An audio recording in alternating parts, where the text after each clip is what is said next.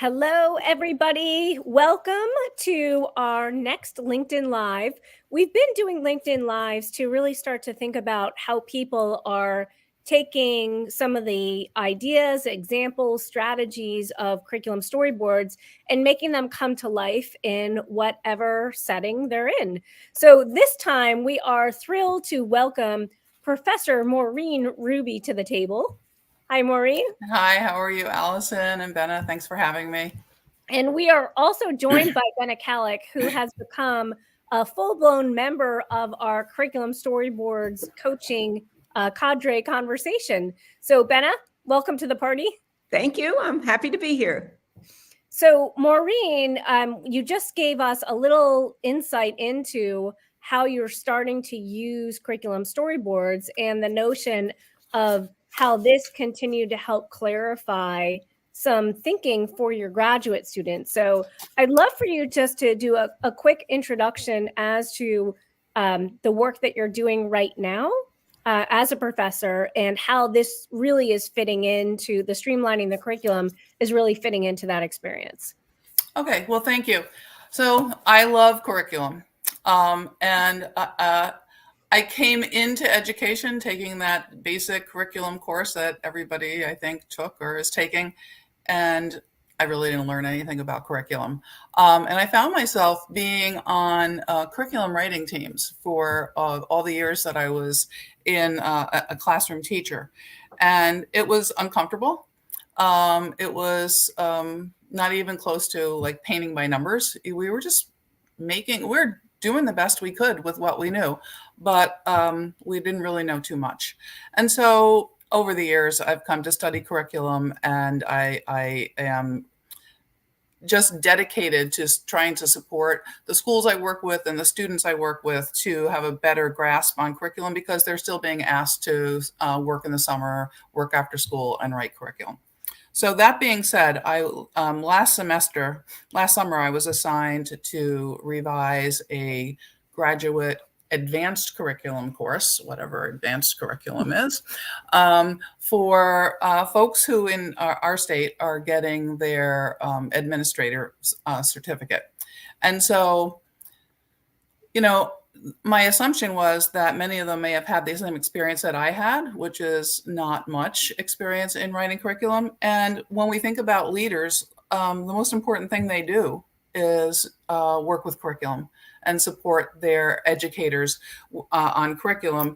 And so I wanted to look at a systems approach. At the same time, I was following you and Heidi in blogs and, whatever was coming out with this, this storyboarding the curriculum, and then got wind over, the last year that a book was coming out, but it didn't come out in time for my course. But I said, too bad, so sad. We're still going to do this. We're going to use the webinars.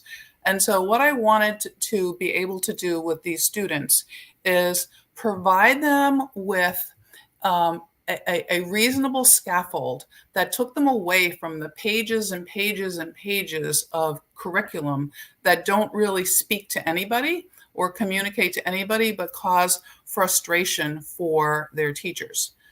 The underlying thinking about that was the fact that the tool, the way you present it, is such a wonderful communication tool. Communication tool for teachers, communication tool for teachers to student, communications tool for teachers to parents and students to parent. And that sets up a culture of belonging for all of the stakeholders that are in this equation.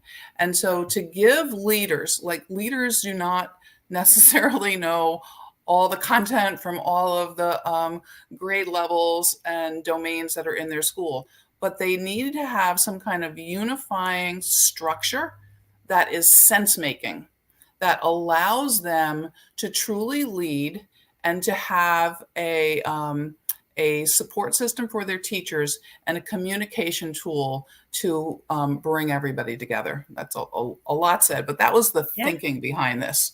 Yeah. So So, and I just wanted to give a heads up that anybody that wants to join our conversation live, you can go ahead and make a comment so we can make it as interactive as possible. So whether you're hanging out on LinkedIn or Facebook or X, definitely continue to reach out. And if you're on LinkedIn Live, even better. So let us know if there are any questions or insights that you want to share with our conversation. So as we start to dive in, Maureen, a little bit deeper into what you started to describe, and thinking about the notion of this being a clear leadership move as well as a curriculum move, can you tease out that a little bit more in terms of how you see that synergy, especially in your previous roles in district office? I would say that, first of all, not to disparage anybody, everybody's working as hard as they can. I mean, that's just understood. But it's hard to do good work when you haven't had the teaching, the instruction, the scaffolding, the modeling to do that. And I think it's time to just like get to ground zero. We're in a situation now, I think, globally, not just here in Connecticut or in the United States, where we're at a reset after COVID, and we're really looking at big issues. Curriculum is certainly a big issue. It's the heartbeat of a school. The curriculum, that's what we do. We teach, and the curriculum is a vehicle by which we are able to do that. We have issues of equity that we're dealing with.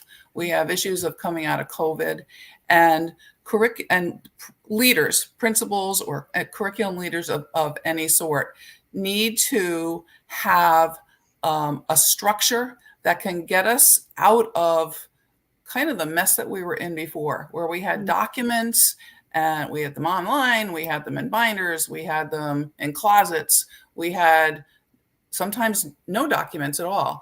And teachers are charged with doing the great work that we're responsible to do to help students become the citizens that will run the world. So what does somebody do who's in a leadership role? In order to implement curriculum, it has to be there.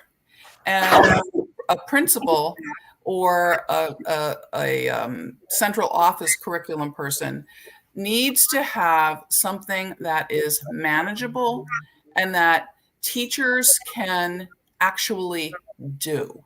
Not just create that curriculum, and I'm going to say storyboard, but actually be able to implement and bring themselves into a relationship with students. I think that the way we've been operating before has been detrimental to our relationships. So the leader is in a school or a district is also responsible, like I said before, for a positive culture, a culture of belonging.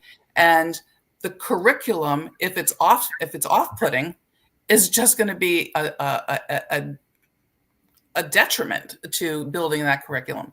As a parent, before I was a teacher, because I'm a career changer, I felt awkward when I didn't understand what was going on. Like your kids come home from school and you go, "What'd you do today in school?" And they say nothing. And you're like, ah. But there's no way for you to actually get that information. I can remember having teachers say that they couldn't show, like the curriculum was like some secret thing that was kept behind some firewall that you couldn't see. I think that's a bad way of going about business. Parents need to know what their kids are doing in school. That was one of the first things that I loved when I saw some storyboards that were posted online. I was like, wow, like a parent could actually have a conversation with their child when they came home because there's this little story that's there that makes sense. So I think that when you think about leaders and the responsibility that they have, I love the term streamlining. Streamlining and sense making is clearly an advantage over what we were doing before, which was not streamlined and didn't even make sense to sometimes to the people who did the work.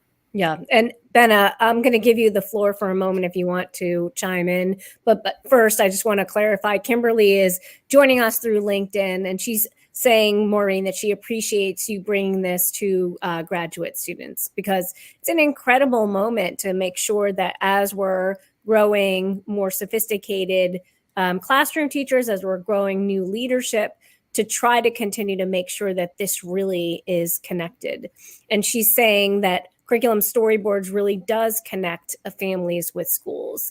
And I think that's the important interaction, Maureen, that you started to touch on. Benna, any insights or comments or questions so far? No, I just think it's really so exciting to see you thinking this way, Maureen, because I would agree with you that the more abstract you are about all these matters, the less likely they're going to happen. So I think it's a wonderful thing. I'm just wondering, how did you introduce the storyboards to your class? How did you make those connections so it made sense to them as well? So in this particular class, we started out with something that it needs to become more universal. It's like, what is the connection between the mission of a district and what happens in a district?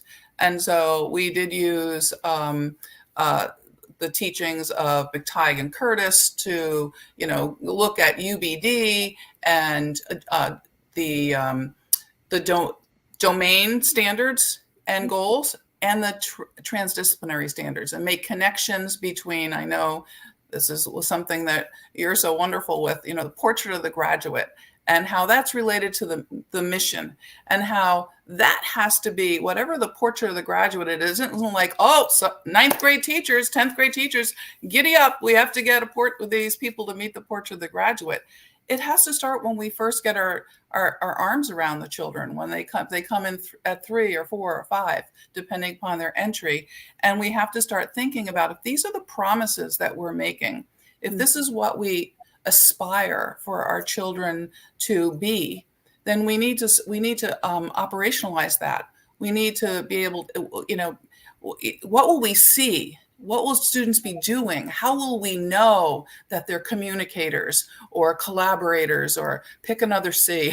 How will we know that? If we're looking at the dispositions and the habits of mind, what is that? What do they look like at these different age levels? And how can we ensure that this is part and parcel across all the years that we have them, within everything that we're doing with them, not to them, in content areas.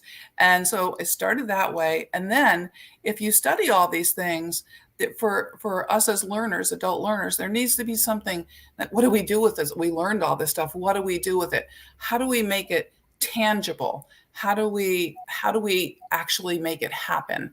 And in a 3-credit course with grad students, you're not going to start, well, why would you fill out all kinds of templates? So since they're going to be leaders, they're high level, and they need to be able to work with all kinds of faculty members.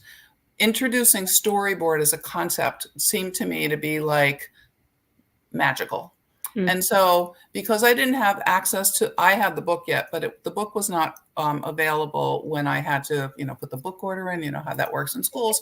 And so I put together resources, including some webinars that there's required. And then, of course, I always have, it's like Thanksgiving, more than you can ever look at optional resources.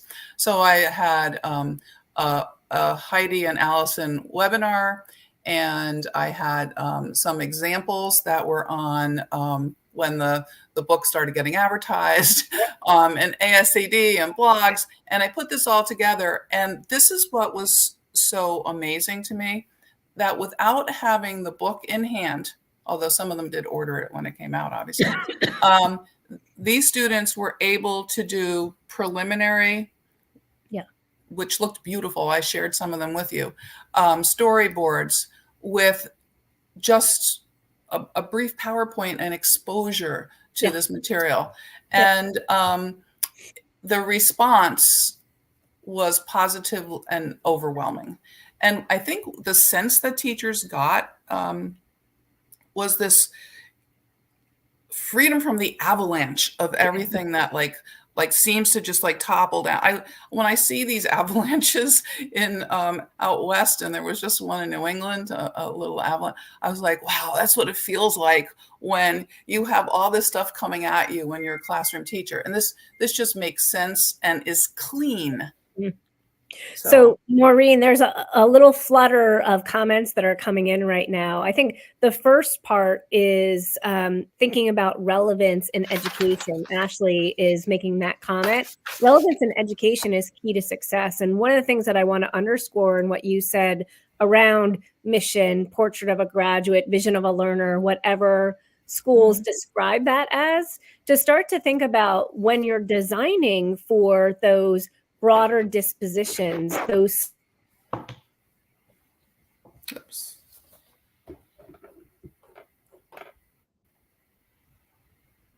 something that they can actually see, meaning that it is visible because the curriculum requires or demands it. So I think relevance is so important from a student-facing, family-facing point of view.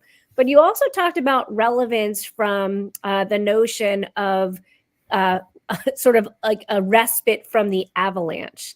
So that as teachers, when they're moving through this course, you started to describe them as it's a positive, powerful experience because they resonated with the problem that you described. So it's a relevant and reasonable way to begin to make it so that it's less overwhelming and more connected, not just within a unit, but across units. So there's a second statement. Betty is adding on the idea and the power of crucial as essential questions.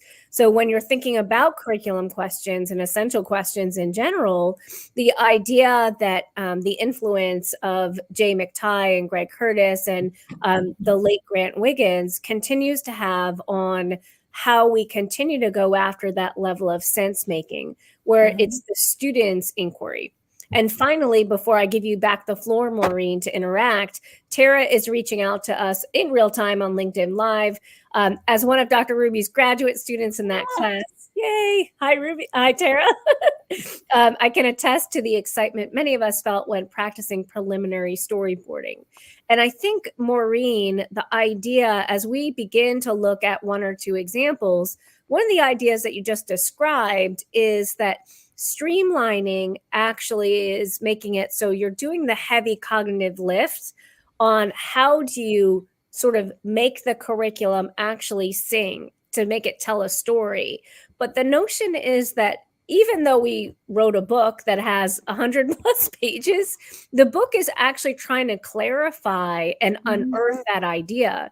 But ultimately, Maureen, what you started to describe is there's not a heavy lift in terms of technical terms or how do I get immersed into a training so that all of a sudden I can be more adept at navigating the terminology or the structure. Even what you've done is actually quite organic. So as we continue to pull one up, which one would you like to pull up first, Maureen? Science, the firefighter one? So can you pull, because I think the firefighter one. Okay. And this student might actually be here. Because I think what this does is show the broad application, even beyond what the type of curriculum that we think about, that we can apply this to. I'll just give you a little bit of background. This particular student is both a doctoral student and a student in the administrator certification program. And she is like intensely involved with her community, her school community. And she works with young women of color in Hartford, Connecticut, where we, yay for Hartford, have one of the first African-American fire chiefs in New England, female.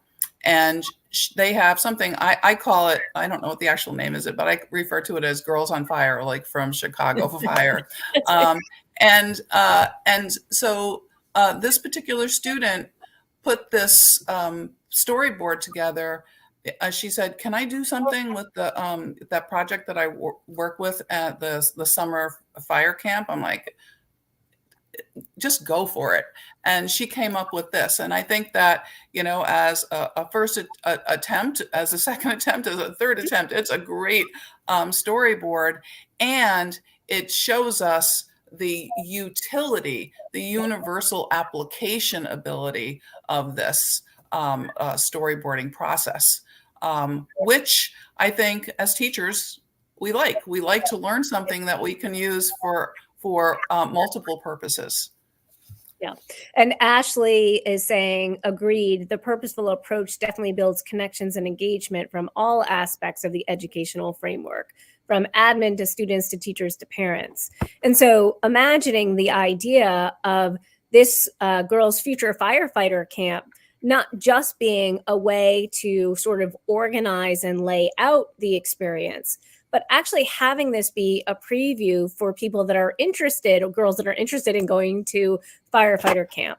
And I really appreciated the mission and vision that's included in this. From a preliminary point of view, it starts to get clarity as to not just what the system is trying to do, but what the young women that are going through this experience are also doing to serve their community, as well as become more skilled and capable future firefighters. Ben, anything you wanted to add? No, it's a beautiful example. I think it kind of says that I can take this story and I can also think about aspirationally what it tells me for my future or for the future of the people with whom I'm working.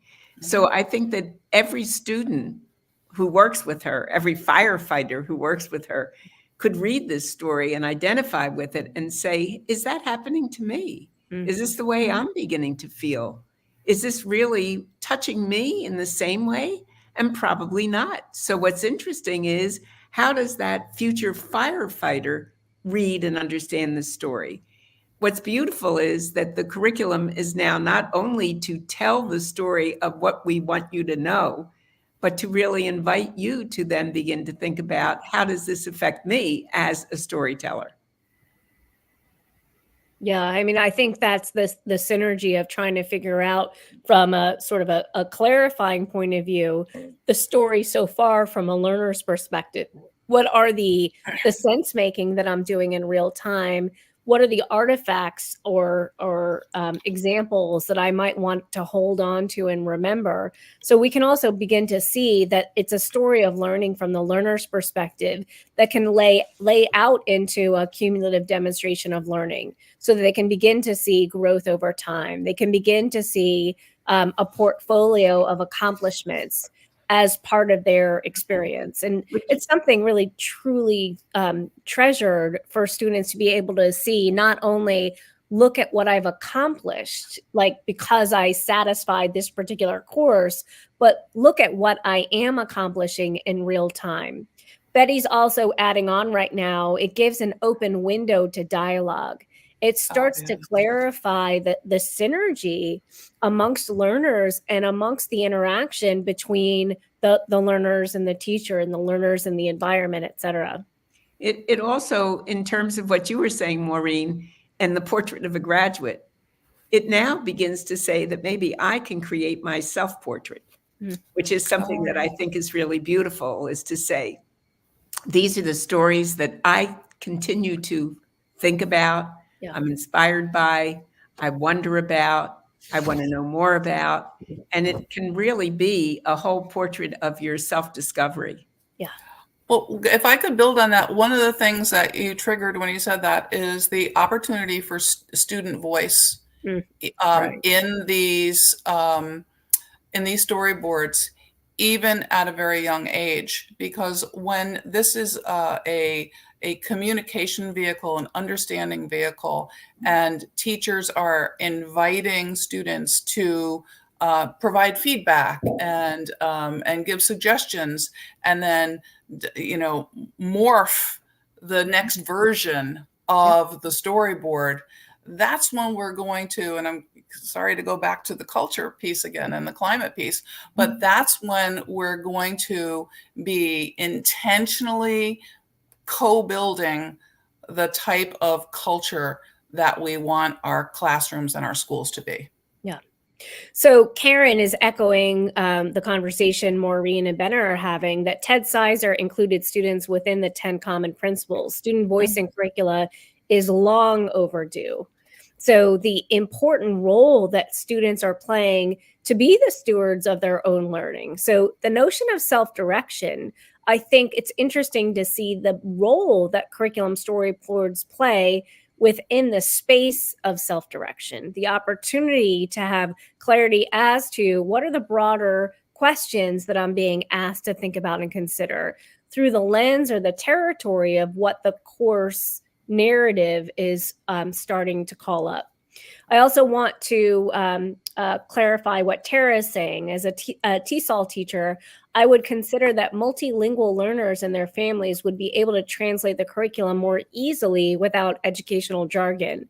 And there are examples of school divisions that I've personally worked with that already, once they have the draft curriculum storyboard, do translate it into target languages to make sure that every family has an opportunity to better understand what that story is revealing. And one more before we look at a second storyboard is from Tiffany, who is one of your students or former students, Maureen. So as one of Dr. Ruby's students last fall, I brought storyboarding to my teaching team, which is huge. So the opportunity that you start to see the ripple effect that once Tiffany, and again, please continue to interact in this thread, once Tiffany started to show an example of a storyboard along with the ideas around storyboarding, it really is contagious. The opportunity to start to see teachers really truly lean in and say, oh gosh, that actually not only makes some sense, but that's something that I feel like I can do, or I feel like we can do as a team. And it's something that's intriguing enough. It starts to develop a level of energy and enthusiasm, not just in students, but in the teacher themselves. Absolutely. So, all right. What's the second one you want to take a look at, Maureen? Well, if we have a science one there, I think that would be interesting to look at, because one of the comments that was made multiple times was the connection between storyboarding and what is inherent in NGSS. There's a storyline. And so at first, one of the first science teachers that I was working with was like, oh, a little bit of pushback. And then like started thinking about it. And the end result was like, this is easier for us in science because we have a storyline. And in the end, in the reflection, the comment was, we can actually make the storyline that's supposed to be there stronger through this. And I thought that was brilliant. That was just brilliant. Yeah, and I understand and appreciate that for folks that are looking at this on a small phone or a tablet, it may be difficult to read. So again, if you reach out to us, we'll go ahead and make sure that you can see the PDF a little more clearly. But one of the things that I was intrigued by as I was starting to take a look at this storyline is the clarity of the titles to actually demonstrate a level of playfulness in a way that, again, is something that many science teachers feel to their bones. But at the same time, students are also starting to see science in a way of curiosity and wonderment through the teacher's eyes sometimes. So that was one of the things that I appreciated. Mm-hmm. Anything else, Benna, that you appreciated about this particular example? Because there are, I'm sure, a couple of different things that we could chat about.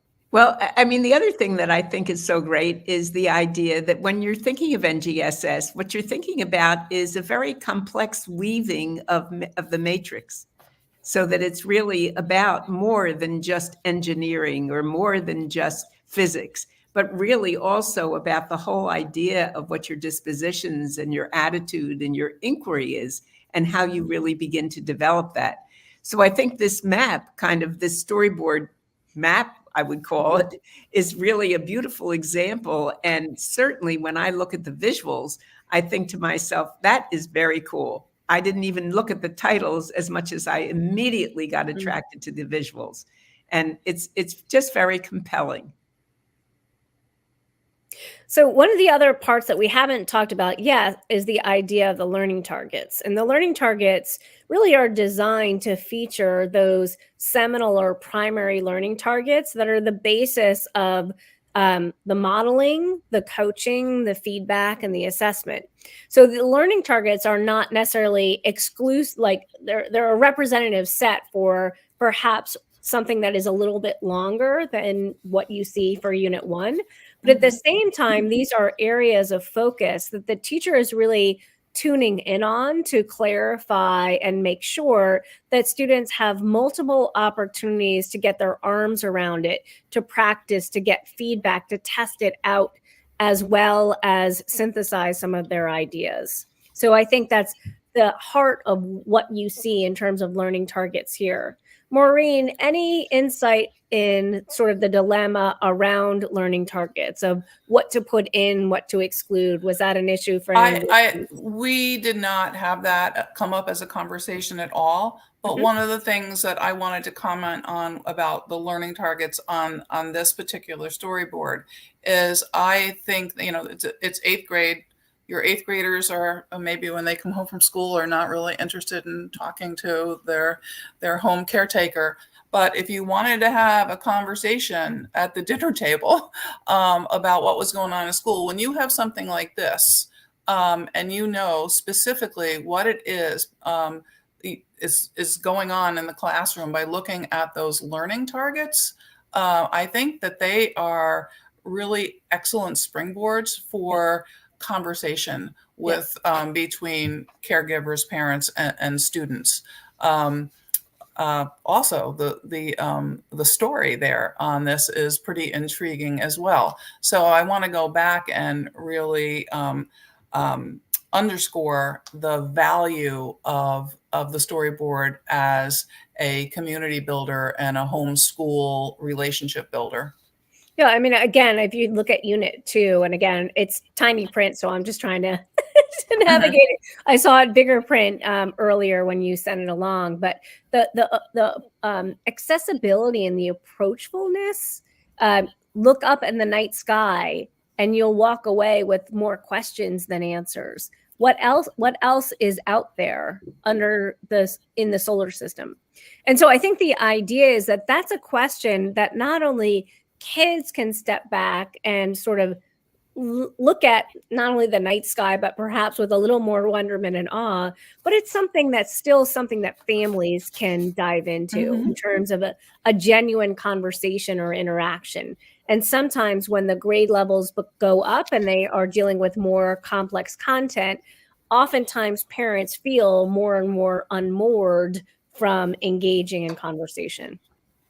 I think it's so lovely that this really removes that level of abstraction, because can't you just picture that when the kids start to study this and they start going home and talking about it, it's just possible that they've got a father or a mother who is just a nut for the moon and wants to know more about the phases of the moon. I mean, there's this whole idea of what are some of your hobbies? What are some of the things that you're passionate about? What are some of the books that you're reading?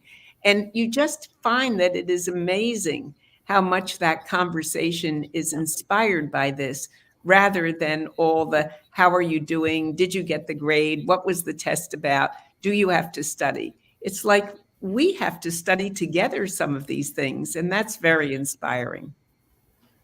I wanted to say, one of the comments that was made, I wrote it down, so I'm going to read it, from a student said, I actually think, and this is a really interesting, I actually think an underrated storyboard's most important contribution is allowing teachers themselves to collaborate and get their heads around a course of study. And so I loved that comment. And when I think about this particular storyboard, could be mathematics, things that, content areas that we may think as being more flat or sterile or less engaging. This comment made me think about the beauty of the diversity of the people that we work with. And so while we could be scientists or mathematicians, we have personality, we have other, we're very complex human beings. And so you could have somebody who's like really narrow and serious about their content, and you could have another person who is totally different personality, and you put them together to work on these storyboards. And that's where you get the underrated element of storyboarding. You can get very creative, engaging, alluring types of storyboards on the same content, because you put different people together. And I think that in some previous manners of approaching documenting curriculum on paper, that didn't happen so much. Maureen, let's go back to Tiffany. So as one of Dr. Ruby's students last fall, if we can put that up, no, the other one. There we go. Fantastic. So I just want to circle back and look at this again with you, Maureen. The idea of really emphasizing what you just described, the notion of collaborative working time that's been transformed. And the idea, the insight that you shared from one of your students is the opportunity to actually make sense of a course of study together, which is, you said, absolutely underrated. I think when you're starting to see this is the actual application of it. So the idea that it's not just something that can collaboratively be done, PLC times have always been and always provided space for that. They're doing so now in a way where you have something to sort of synthesize and aim for. So the idea that the curriculum storyboard, hopefully, as Heidi and I continue to author it, and with the good continued coaching amongst everyone here, including Benna and Maureen, we're starting to coach for the idea that that level of craftsmanship actually can produce an increased level of rigor. It can produce a more willing attitude, not just from a student's perspective, but from a teacher's perspective, to do relevant and authentic applications, and clearly to be more intentional in our planning. So Tiffany, I want to give you a shout out because there's a second quote that we're going to put on the screen now about the dinner table conversations.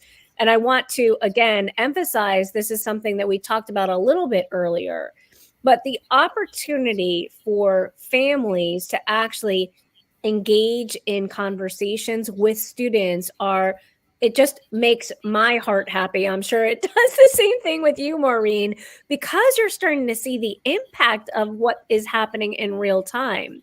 So a set of grandparents in Indiana who are excited about hoping to hear more about our learning in school. The door has been kicked wide open, transparency-wise, and families are able to continue the conversations at home with ease. There's no longer a sense of gatekeeping. So Maureen, I want to circle back to something that you said that caught my attention right in the very beginning, the idea of a firewall, the notion that sometimes curriculum has been shielded from parents. So starting to think about the unlocking of that to make it more transparent, but at the same time, do so in a way that is supportive of the learning environment. So when I was thinking about what Tiffany said and what you just asked, I was thinking about the almost invitational aspect of the storyboard. Well, yes, it's an invitation to our students. And, Marie Alcock always says that teaching is an invitational art. And so, but where's the invitation, right? The storyboard is an invitation, but beyond the student, who is our primary target.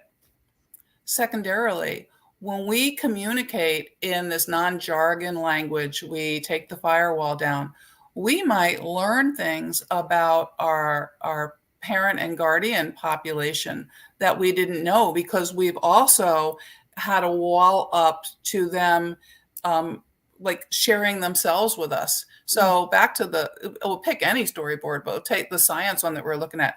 We might have, by sharing a storyboard with the families and having the language be inviting and comprehensible, there could be somebody in that audience, that direct parent guardian audience, who has something that they can really take us over the top with in terms of coming into the classroom. On the other hand, let's pull up, by the way, the American history one. So, but again, keep going, Maureen. And additionally, it might not be the parent or guardian. It might be an extended community member that those folks know. And so then we talk about, you know, we want all our stakeholders involved. We say a lot of things that I think we really mean, but they never actually are operationalized. And so I think that this makes it possible, it possible. Like those grandparents were touched. So in this particular one, 8th grade American history, and again, very much grounded in the local town of Ridgefield in the state of Connecticut, playing a part in American story. So one of the things that I was so intrigued by in this one was the ability for students to actually play an active role in the sense making of history. So when we're leaning into the idea of becoming historical detectives, learning about the town's past and using original 1700s documents from town hall to unearth the existence of two particular individuals. So the notion is that they are actually living historians, as opposed to something that they're just reading from somebody that's in the textbook. So trying to also unearth local opportunities in the community level to begin to see in what ways can we create more synergy between people in the classroom and people outside of the classroom that could be of great assistance or help in this project, but also starting to see that we are a part of our history. And in this moment, continuing to craft opportunities for students to add to the historical records as well. And when students see a connection, like they can see here, just neurologically, they're set up better for engaging with the content because there's a connection. And first of all, there's a story, the brain-like story, there's pattern, but there's familiarity. So one of the things that was said by a student, which I think all of these, but this one particularly, since we're looking at it now, does, is I'm going to read this to you. The student said in a reflection, I was thinking about the overarching goal for learning transfer, which involves both students and teachers making correct connections in the curriculum and learning. So often as teachers, we plan step by step and forget to create space for the aha moments with our students. We teach lessons rather than creating an integrated, inviting experience. Storyboards lay out patterns and connections visually for the students, which helps hold us as teachers accountable for creating aha, authentic connections. That's so cool. I mean, it's just really starting to play that out as an idea, is that it's the space for people coming to the table together and navigate that journey, as opposed to sort of pulling people along.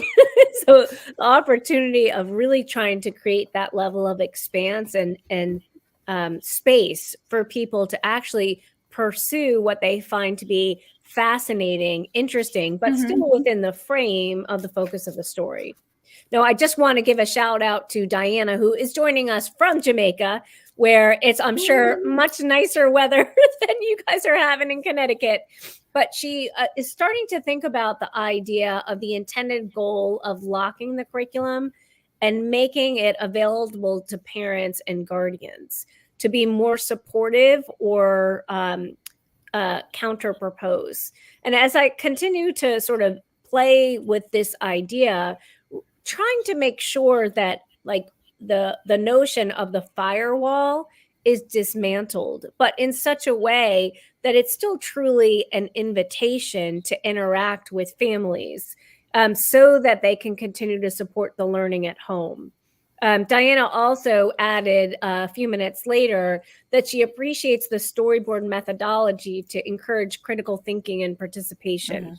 So stepping back and looking at the critical thinking and participation through the lens of the parent, through the lens of families, the opportunity of continuing to see the, some of the potential insights, positives, but also perhaps a few of the concerns when we are taking that firewall down and being as transparent as possible.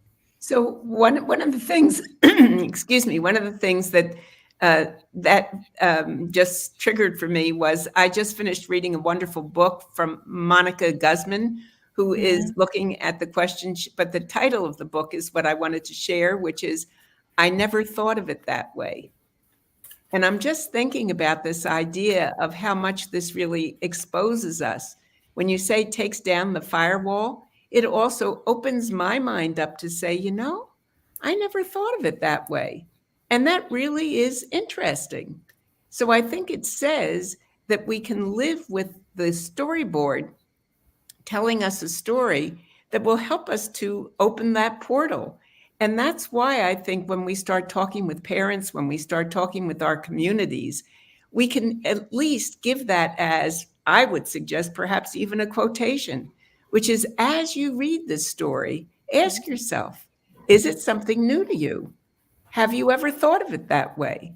And it might just help you to be more ready to open the door to, I not only never thought of it that way, but I never realized that what I do has a real connection to this. There's something I can connect with.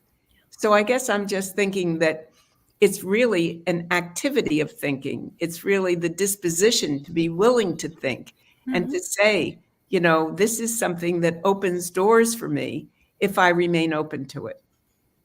I love that.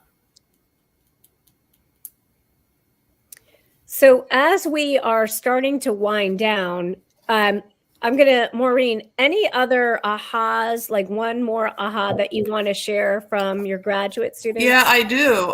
This was, when I read this, it just really moved me, because one of the things that no matter how, if we won the, I don't know, what, Mega Millions or whatever they have now, they're giving away money. No matter how much money you had, the one thing you can't not buy is time. Okay. And this is a very time intensive profession that we're in. We never have enough of it. And so this is something that a student wrote to me. She said, last summer, I collaborated with the kindergarten curriculum team. Upon reflection, I realized that our approach to refining our curriculum could have been significantly enhanced if we knew about storyboards. The visual support provided by storyboards would have kept our teachers aligned with the ultimate goals and objectives for our students, making it a valuable asset in our professional development process. We worked so hard together to eliminate redundant units and add more developmentally appropriate activities. I believe that if we had been able to use storyboards, it would have simplified the organization of this effort and streamlined our efforts. And so when we think about the time intensiveness of the work that we do, this is I think another really important tool for helping us economize our time and get more work done. The other thing that I wanted to share is because I do a lot of work with social emotional learning, is looking at, the next thing I'm looking at is how we move from this social emotional learning is done in circle time in the morning, or it's done in advisory time. And when I say social emotional learning, Benna, I'm talking about dispositions and habits and the crosswalking of the habits of mind with the castle competencies. And I think we're at a point now where we need structure and support to teachers are feeling like we're adding something else to their plate. And I would submit that social emotional learning and a culture of belonging is the plate that everything else fits on. And so when we talk about transdisciplinary long-term goals aligned with our mission and our portrait of the graduate. When we talk about disciplinary goals, we also need to be thinking about the dispositions of our learners. And I think that storyboarding is going to be one of the opportunities to do what we said we want to do. We want to integrate social emotional learning into our curriculum across the lifespan of a student, and that includes us as adults. And in order to move away from the buy a box of SEL, find a time to deliver it, and check the box that we did it, I am hoping that this semester that my doctoral students who are taking an SEL pedagogy course are going to be able to explore storyboarding and help brainstorm potential ways that we can use storyboard to truly integrate all the things that we know are so important into curriculum and make it and have sense making in that way. Well, I am just so thrilled, Maureen, that you spent some time with us. Just describe the impact that storyboarding has been having in your graduate program, but also starting to see the interaction from the comments, especially seeing a couple of comments from the handful of students that came into the conversation, to start to see the power and the connection and the impact that it has long after the development of what they've produced in your course. So I think the takeaways for me is that with a little bit of guidance and clarity about the problem, it doesn't take a lot of work to understand the curriculum components. But what happens where the heavy work is, and it's cognitive heavy lift, but also it's a change in how we describe the story of our course, the story of our curriculum. That's really opening up the door to do something that truly is an act of invitation, that is embracing colleagues, embracing students to be part of that learning journey together.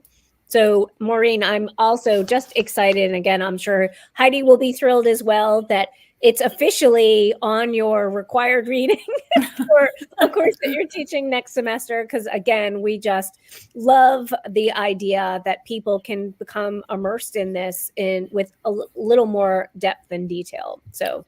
And I would just want to thank you, because I it's not often that you get on an evaluation. I loved that assignment. I don't think anybody ever wrote that they loved an assignment. So I'm keeping that particular comment forever. So Maureen, we're gonna close out with two comments from the comment gallery. So the first one is from Ashley, the one that just came in, just giving a shout out to one more student that you're also currently working with.